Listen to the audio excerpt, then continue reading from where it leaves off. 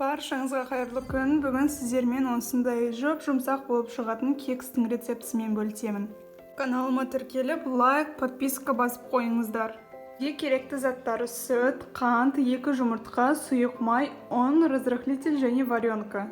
Бұл кекс өте оңай дайындалады. 5 минутта дайындалады десем де болады.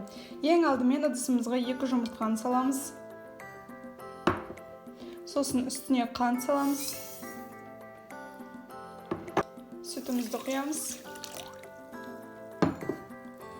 Және де сұйық майымызды құямыз. Енді осыларды миксермен жақсылап араластырамыз.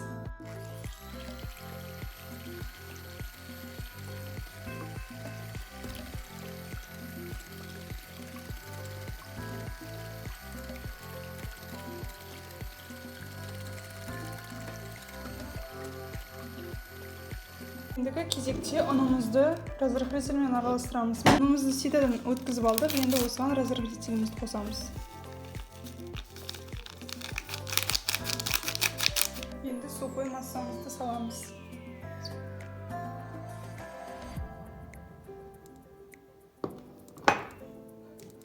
Араластырамыз.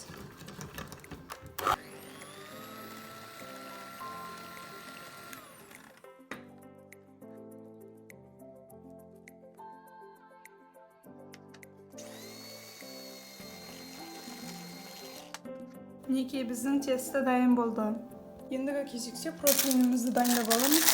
Менде осындай силиконовый қалыптар бар. Мен осыған мындай кекске арналған қағаздарды салатын боламын.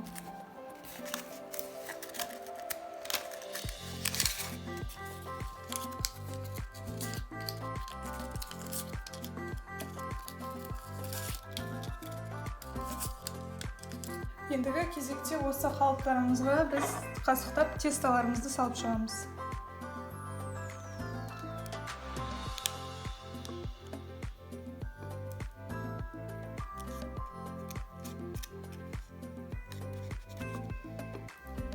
Бір қасықтап бірінші астына саламыз, ортасына варенка саламыз.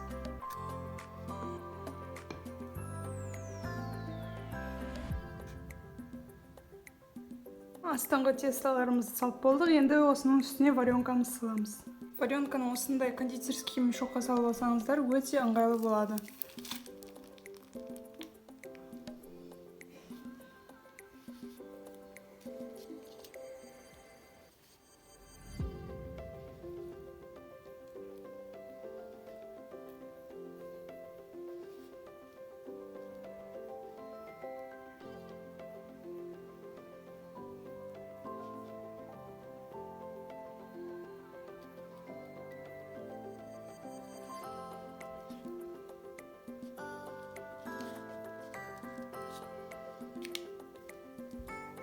Варенкамызды салып болдық, енді үстіне тестаны саламыз.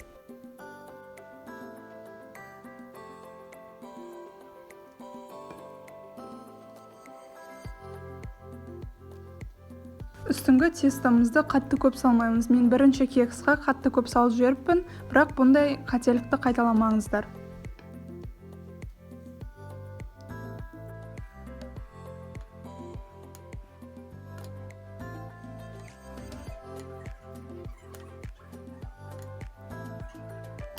Болған кекстарымызды духовкаға 180 градусқа салып аламыз. Біздің кекстар пісіп шықты, өте жұмсақ, өте дәмді болып шықты. Қалауларыңызша үстін әсемдеуге сахарная пудра себулеріңізге болады. Мен сахарная пудра септім. Менде кекстердің градусы қатты басылып кетіпті, сондықтан ішіндегі варенкасы сәл сыртқа аққан. Сіздер 170-160 градуста пісірсеңіздер болады.